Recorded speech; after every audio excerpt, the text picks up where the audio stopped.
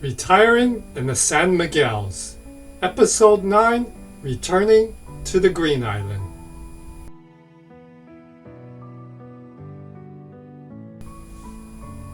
So why didn't I make it to the closing of my own house? Well, because I was running my business. I run the world's largest pirate store, and we do 40% of all our business in the month of January for the Gasparilla Parade. So I just couldn't leave my business. But we wanted to have it close in January at the beginning of the year. So I just sat back, let my Portuguese lawyer do all the work. But it was a little stressful trying to close it and canceling that side offer with the sort of crazy, one crazy owner. We did get the wife of the crazy owner to say, hey, she would help me set up, and we afterwards tried to connect with her and have her drive me around the island, pick me up at the airport, introduce me to the neighbors, went back and forth, but in the end she thought I was a little wishy-washy and decided she had a job that she worked at and couldn't just ferry me around for 9 days. So at the end of it, I didn't have anybody to pick me up. So the deal I had to make was to let the crazy male owner stay in the place from the closing until the 10th of February. And then I was going to fly out on the 13th. So I figured 3 days would be okay.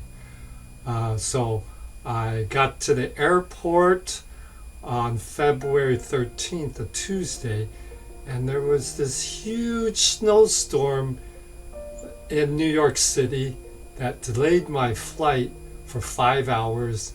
By the time I got to New York City, they had already closed out the flight, and I missed the flight. Luckily, my son lives in New York City. He picked me up. We had dinner. I got to meet his new girlfriend. It was good, but there I didn't have a way to get to the Azores. The next morning, I tried to call the airlines, but I couldn't get connected. After 3.5 hours on the phone, I gave up. I went online and I just bought me a one-way ticket to Punta Delgada for that day.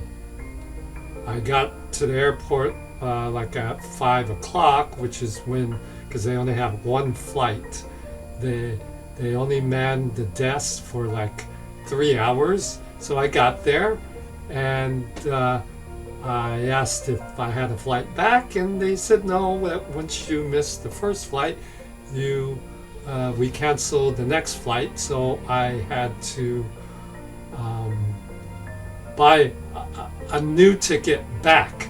So I was paying twice for one flight. But they said I could get a refund on the taxes I paid. So they didn't refund me any money, but the government probably said, oh, you can't keep that money for taxes. You have to refund them because it wasn't paid to you. So all I got was like $50 from that like $800 ticket. So that was that. But on the way to the airport, and there was ice all over the subways, and I slipped and I tore a ligament or a muscle, and I was limping around. It was horrible. When I got to the airport, they were lucky to say, hey, you look like you're hurt, and they wheeled me around in a wheelchair, which was fabulous. But I was tired. You get on that plane that late, like 8 o'clock, you fly this short night flight, and then you get there like 6:30 in the morning, and I was exhausted and tired from this ordeal, and it was just starting.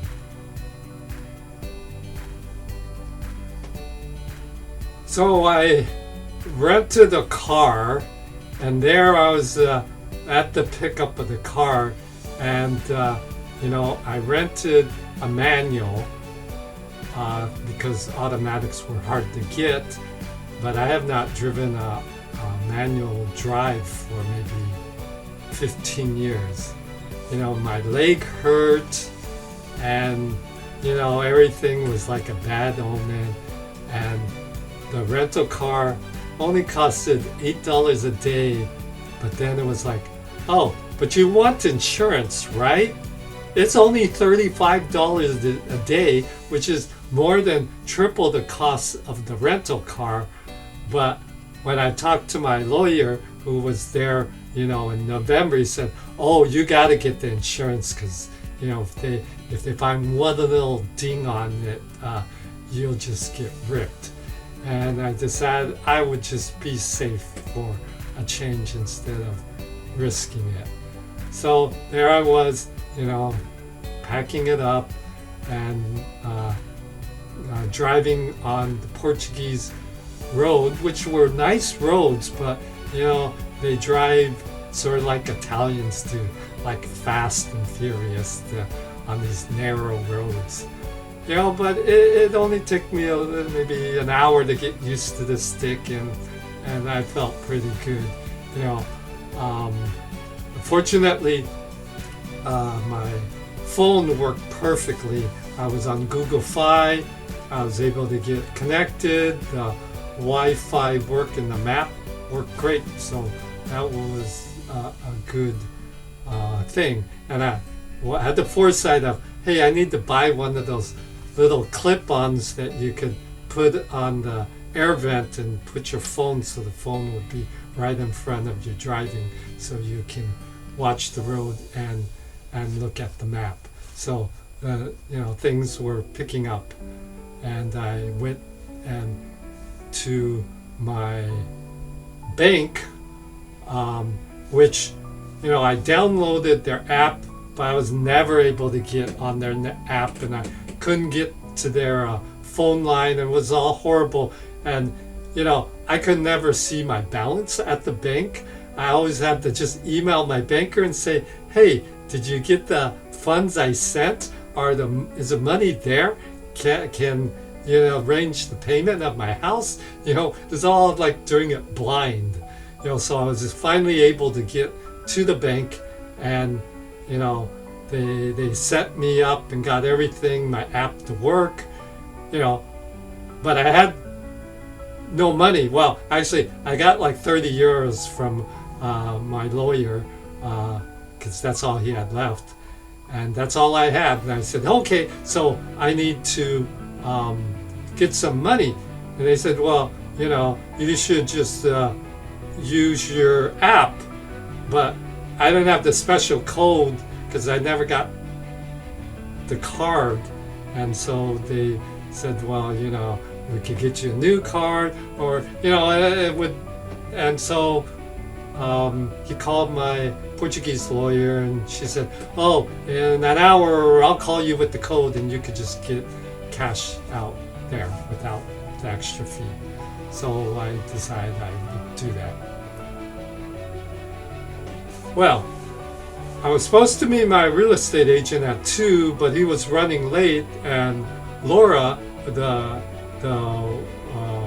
wife of the owner, was there to meet me, and she gave me the keys and let me in, and we chit-chatted a little bit, and she we were going through the house, and we saw that there was this big leak in the kitchen that looked like it was coming from the exhaust fan on to the stove top, the induction stove top, and we figured we would need to have somebody look at it.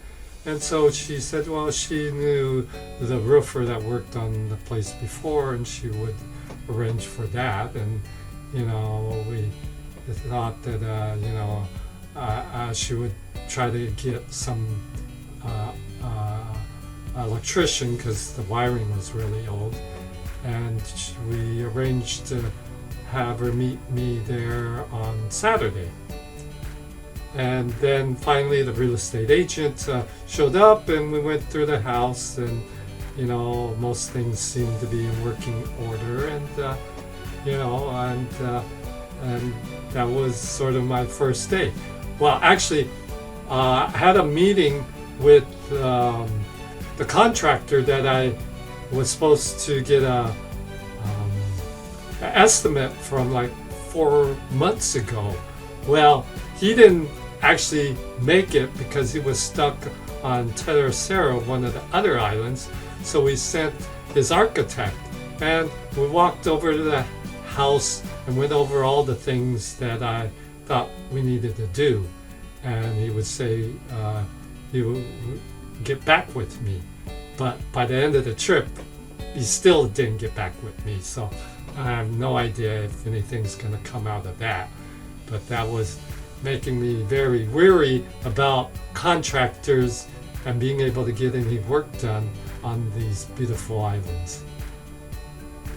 Over the course of the 9 days or 8 days that I was going to be there, I have made appointments with 3 co-living spaces that were on the island.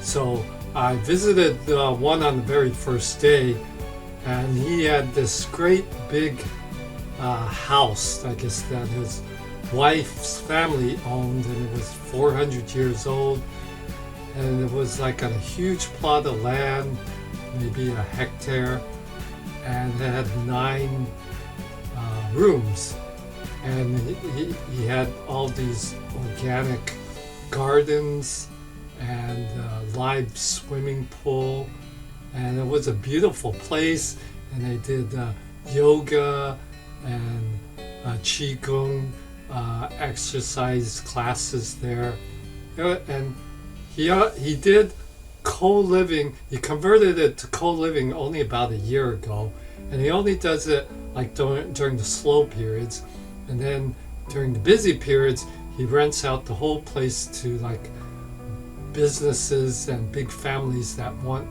to be all together but don't want to be in a classic hotel. But it was really nice, and when I asked him about contractor, he says, "Oh, contractor I used 10 years ago, he's dead, so I don't have anybody I could suggest." Then the next one that I met the next day, he was from the States, I think, from like Kentucky, and his girlfriend was like Polish, I think, and they had this house that was like along the cliffs, along the Atlantic Ocean, and it was a gorgeous place, but he bought it as a ruin, and in 9 months' time he rebuilt it to be a beautiful place. When I asked him about contractors, he said, "Oh, well, he in 5 years there had maybe used 15 contractors, and he could only recommend one, and that was the guy who fixed cars. All the other ones he wouldn't recommend." He says that many of them follow the old traditional ways, how his father's father used to do things, and that's the way he does it, which may not apply anymore in the more modern age, but they still do things the wrong way or the old way that don't make any sense. And he said, whatever you do, don't use a local contractor, because if the relationship goes bad, they will badmouth you to the rest of the community, and no one will work with you. So he said he had this story where he had an electrical person rewire his place, and they cut like 2/3 of the wood on a truss to put wiring through, so much so that the truss sank, And when he saw it and screamed at him, the guy ran out, went to the bar, just started bad mouthing him. And then 2-3 weeks later, he had to go back to the bar and apologize in public how he was wrong. After, on his own dime, he had to fix all the trusses again to have him come back to redo the electrical. And he says, the best, go hire someone from a different town, so when things go bad, you can scream on them as much as you can, and it won't ruin your local environment. Oh, that was like a horrible story. I don't trust any of the people that live next to me, and that all these contractors are bad. He said, well, it's like, and he said, another thing is money doesn't equal quality. That you could hire someone expensive or someone cheap, and they could equally do a bad job. And then I asked him about, what about the humidity? There's this rising damp in my basement, and what should I do about it? He said, oh yeah, everybody just says, oh, just cover it up. Just put a wall in front of the old wall so you can't see it. It's not really the problem. All the Americans say AC the unit. But he said, no, I suggest AC, but I didn't use AC. I suggest just getting a commercial dehumidifier to dry out the air, because it's not so hot you need AC, or so cold you need a heater. So a dehumidifier would be best. A few days later, I ended up going to the third one, which was owned by like a German couple who they bought it. It was very nicely done. It was newer, and they said that, when they bought it, it was fairly new and they didn't have to do hardly anything. And the few things they did need to do were minor, and they just got a local contractor and worked fine, but they couldn't remember who they were. So I didn't have any help on contractors after meeting all the 3 co-living spaces. So, I was sort of like, what am I going to do?